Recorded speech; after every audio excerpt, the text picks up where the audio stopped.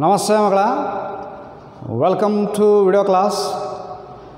ಕಳೆದ ಪೀರಿಯಡ್ನಲ್ಲಿ ಅನಕ್ಷರತೆ, ಇಲಿಟ್ರಸಿ ಇದರ ಬಗ್ಗೆ ಸ್ಟಡಿ ಮಾಡಿದ್ವಿ. ಈಗ ಮತ್ತೊಂದು ಪ್ರಮುಖ ಟಾಪಿಕ್, ದಟ್ ಈಸ್ ಭಯೋತ್ಪಾದನೆ, ಟೆರರಿಸಮ್ ಇದರ ಬಗ್ಗೆ ಸ್ಟಡಿ ಮಾಡುವ ಮಗಳೇ. ಈ ಚಾಪ್ಟರನ್ನು ಸ್ಟಾರ್ಟ್ ಮಾಡುವಾಗ ನಾವೆಲ್ಲ ತಿಳ್ಕೊಂಡಿದ್ವಿ ಒಂದು ಪ್ರಮುಖ ವಿಷಯವನ್ನು. ಏನಪ್ಪ ಅಂದರೆ, ಈ ಚಾಪ್ಟರ್ನಲ್ಲಿ ಬರುವಂಥ 5 ಅಂಶಗಳು ಏನವ, ಈ 5 ಅಂಶಗಳು ಭಾರತ ಪ್ರಜಾಪ್ರಭುತ್ವದ ತೊಂದರೆಗಳು ಅಥವಾ ಭಾರತ ಪ್ರಜಾಪ್ರಭುತ್ವದ ಅಡೆತಡೆಗಳು ಅಂತ ನಾವು ಸ್ಟಡಿ ಮಾಡಿದ್ವಿ. ಹೌದು, ನಿಜ. ಆದರೆ ಮಗಳ, ಇವತ್ತು ನಾವೇನು ಸ್ಟಡಿಯನ್ನು ಮಾಡ್ತಾ ಇದ್ದೇವೆ, ಭಯೋತ್ಪಾದನೆ.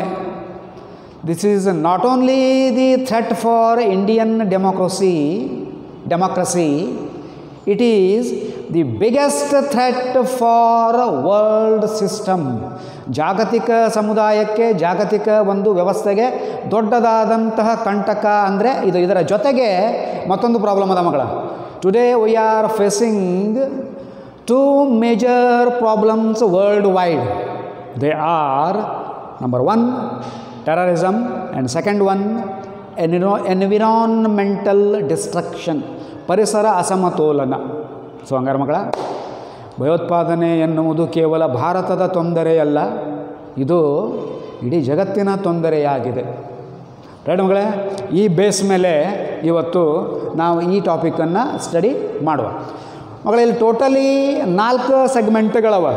ಅರ್ಥ, ಔಟ್ಫಿಟ್ಸ್, ಇಂಪ್ಯಾಕ್ಟ್ ಆಫ್ ಟೆರರಿಸಮ್, ಏನು ಪರಿಣಾಮವನ್ನು ಬೀರ್ತದೆ ಪ್ರಜಾಪ್ರಭುತ್ವದ ಮೇಲೆ, ಭಯೋತ್ಪಾದನೆಯ ಪರಿಣಾಮ ಏನು, ಅದರ ಬಗ್ಗೆ ತಿಳ್ಕೊಳ್ಳೋಣ. And last one, the remedial aspects, the remedial laws regarding terrorism. Right ಮಗಳೇ? ಓಕೆ. ಅರ್ಥ, what you mean by terrorism? ಭಯೋತ್ಪಾದನೆ ಎಂದರೇನು? Very simple. ಯಾವುದೇ ಒಂದು ಪ್ರದೇಶ ಅಥವಾ ದೇಶವನ್ನು ರಾಜಕೀಯವಾಗಿ, ಆರ್ಥಿಕವಾಗಿ ನಾಶ ಮಾಡಲು ಹಿಂಸಾತ್ಮಕ ದಾಳಿ ನಡೆಸುವುದನ್ನು ಭಯೋತ್ಪಾದನೆ ಎನ್ನುವರು. ಐ ರಿಪೀಟ್, ಯಾವುದೇ ಒಂದು ಪ್ರದೇಶ ಅಥವಾ ದೇಶವನ್ನು ರಾಜಕೀಯವಾಗಿ, ಆರ್ಥಿಕವಾಗಿ ನಾಶ ಮಾಡಲು ಹಿಂಸಾತ್ಮಕ ದಾಳಿ ನಡೆಸುವುದನ್ನು ಭಯೋತ್ಪಾದನೆ ಎನ್ನುವರು. Simple. The use of violence or unlawful act in a particular territory or nation. The use of violence in a particular territory or nation to decimate politically and economically is called terrorism. ಏನನ್ನು use ಮಾಡೋದು? Violence ಅನ್ನೋದು ಏನಿರ್ತದೆ ಅಂತಹ ಅಟ್ಯಾಕನ್ನು ಮಾಡುವುದು, ಹಿಂಸೆಯ ಮೂಲಕ ದಾಳಿಯನ್ನು ಮಾಡುವುದು. ಏನನ್ನು ನಾಶ ಮಾಡಲು? ರಾಜಕೀಯವಾಗಿ ನಾಶ ಮಾಡುವುದು ಎಂದರೇನು? ಸರ್ಕಾರದ ಮುಖ್ಯಸ್ಥರನ್ನು ಕೊಲ್ಲುವುದು, ಸರ್ಕಾರದ ಮಂತ್ರಿಗಳ ಮೇಲೆ ದಾಳಿ ಮಾಡುವುದು, ಚುನಾವಣೆಗಳ ಮೇಲೆ ದಾಳಿ ಮಾಡುವುದು. ಇದು ಪೊಲಿಟಿಕಲಿ.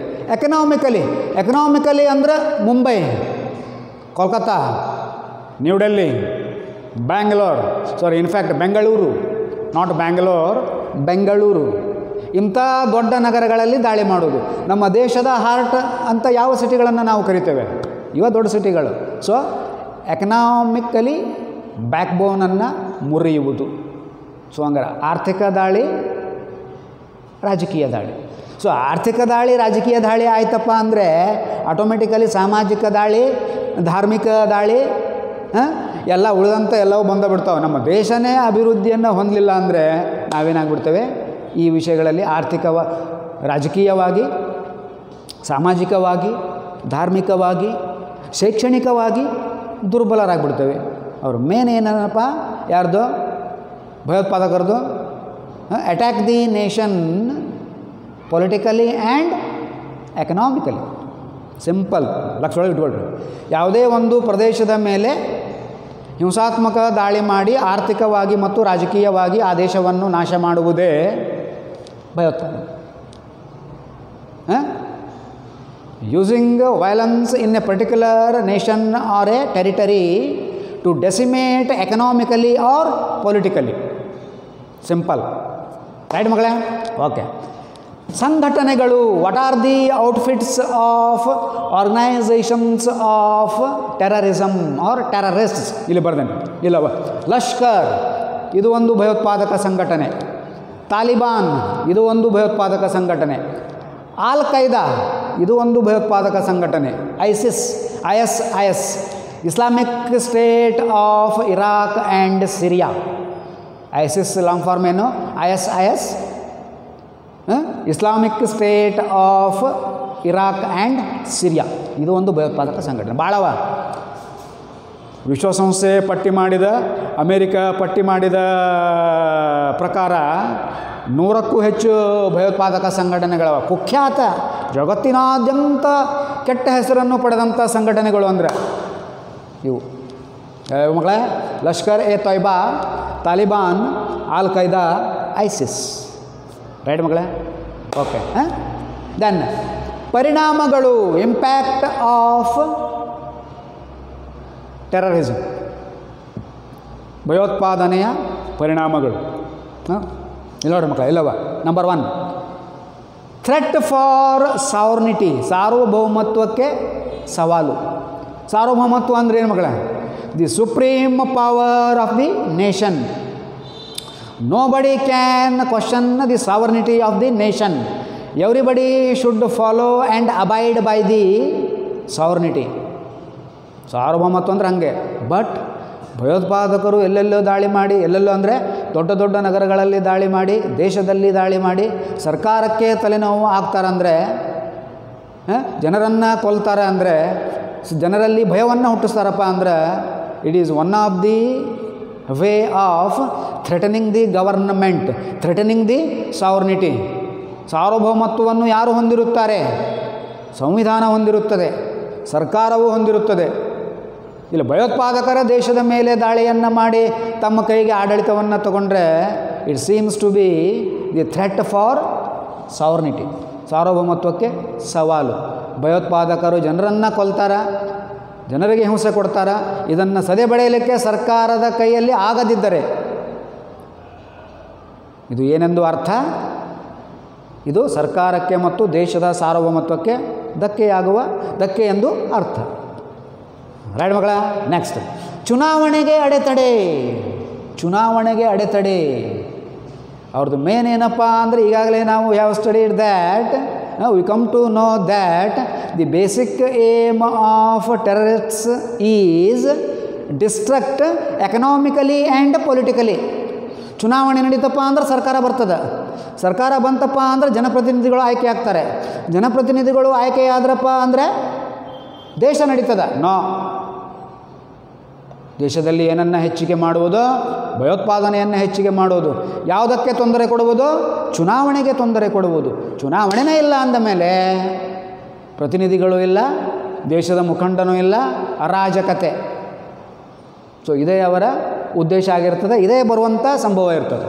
ಸೊ ಭಯೋತ್ಪಾದನೆ ಹೆಚ್ಚಾದಂತೆ ಸೊ ಚುನಾವಣೆಗೆ ಧಕ್ಕೆಯಾಗುವ ಸಂಭವ ಇರುತ್ತದೆ.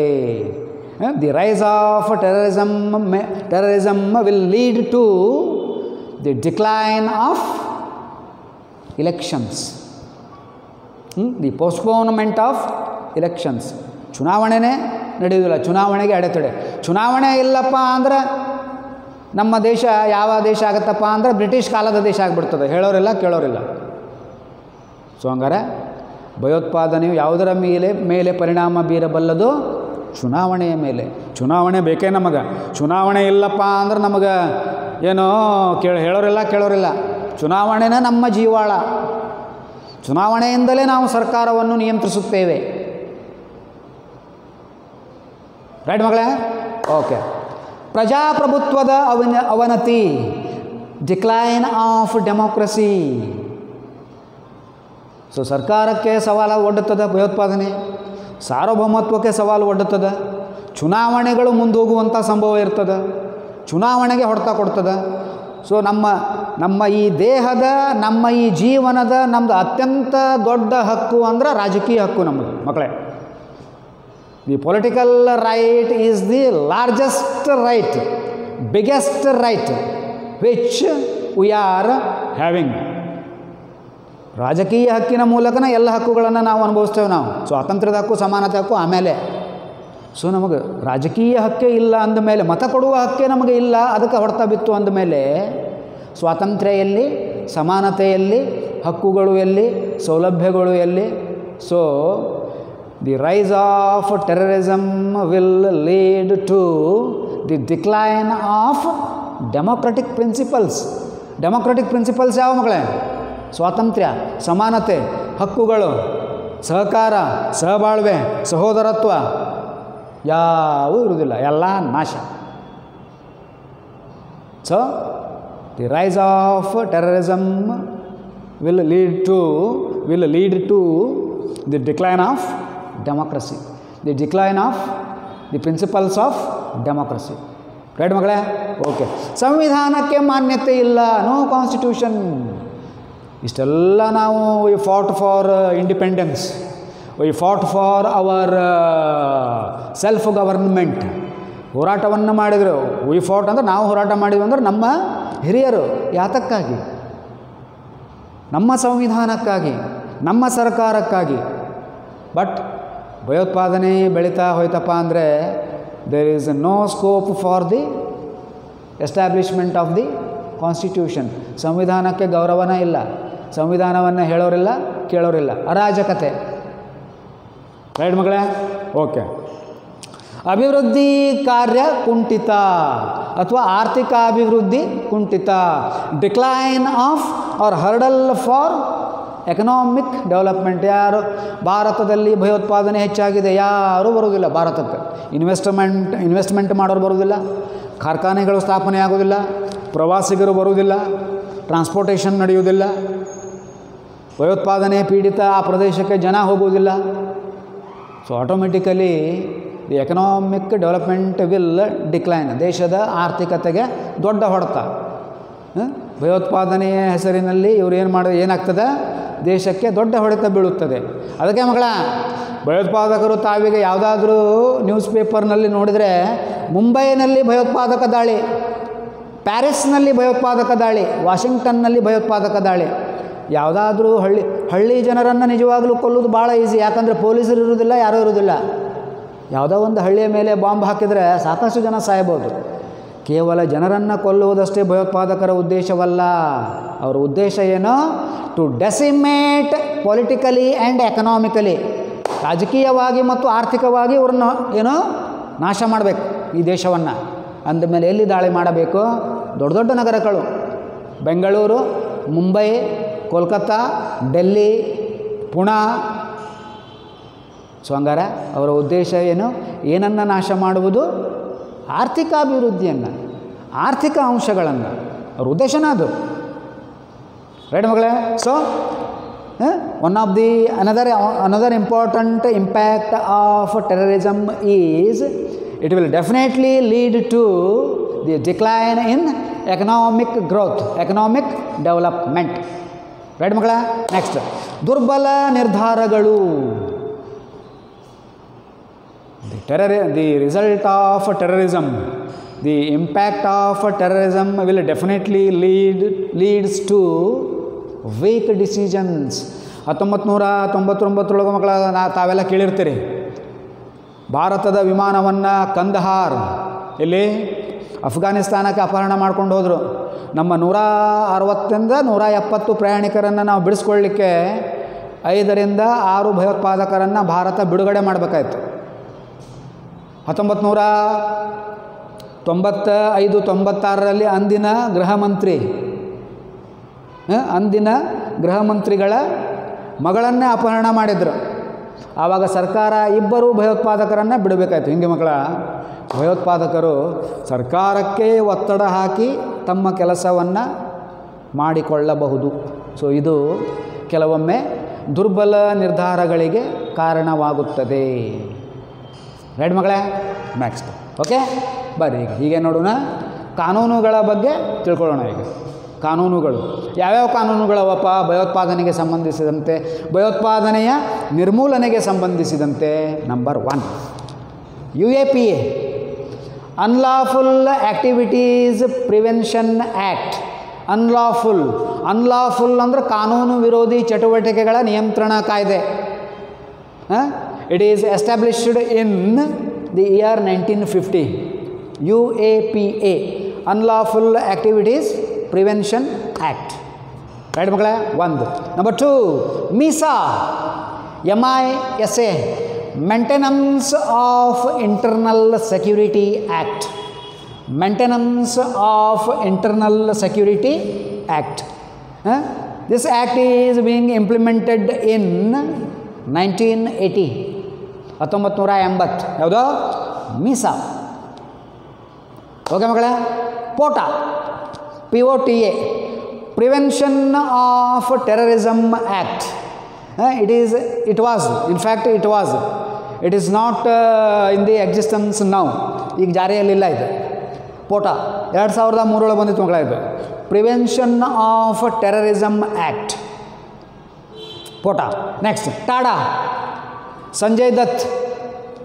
ಮಾನ್ಯ ಸಂಜಯ್ ದತ್ ಅವರೇನೋ 5 ವರ್ಷ ಜೈಲು ಶಿಕ್ಷೆಗೊಳಗಾಗಿದ್ದರು. ಪುಣಾ ಜೈಲಿನಲ್ಲಿದ್ದರು.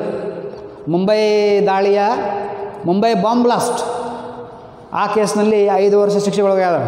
ಯಾರೋ ಹಿಂದಿ ಚಿತ್ರನಟ ಸಂಜಯ್ ದತ್ ಅವರನ್ನು ಯಾವ ಆ್ಯಕ್ಟ್ನಲ್ಲಿ ಅರೆಸ್ಟ್ ಮಾಡಲಾಗಿತ್ತು? TADA. Terrorist and disruptive activities prevention act, TADA. ಇದು ಈಗಿಲ್ಲ ಮಕ್ಕಳ, ಇದು ಈಗ ಜಾರಿಯಲ್ಲಿಲ್ಲ. ಯಾವುದೋ? ಟಾಡಾ. ರೈಟ್ ಮಕ್ಕಳೇ? Next NIA. This is the most powerful and totally existing law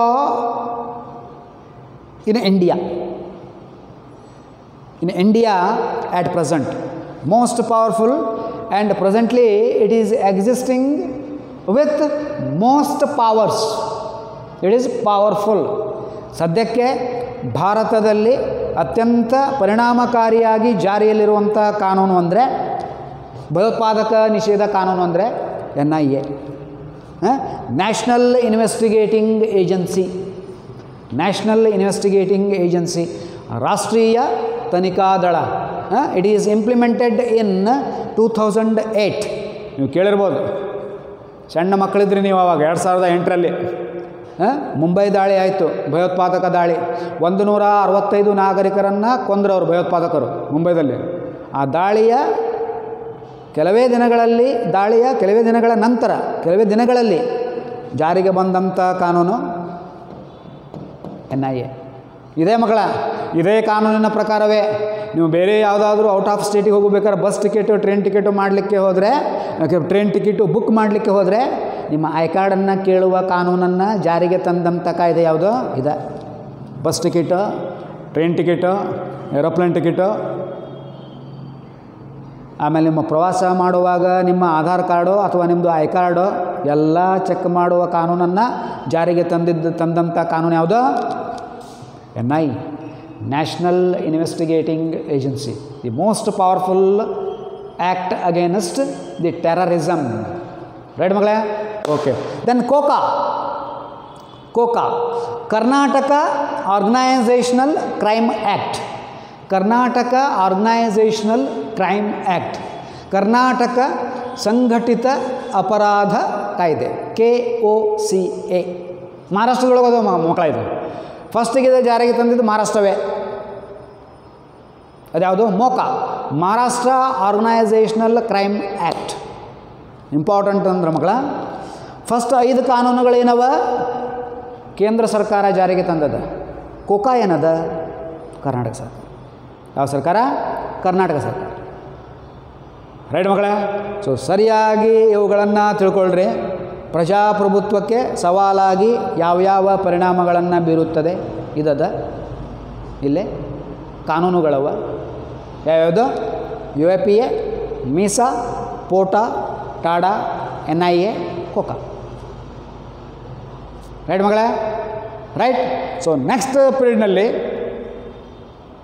last topic corruption, ಭಯೋತ್ಪಾದನೆ, ಈ ವಿಷಯದೊಂದಿಗೆ ಭೇಟಿಯಾಗೋಣ. ರೈಟ್ ಮಗಳೇ, ಥ್ಯಾಂಕ್ ಯು.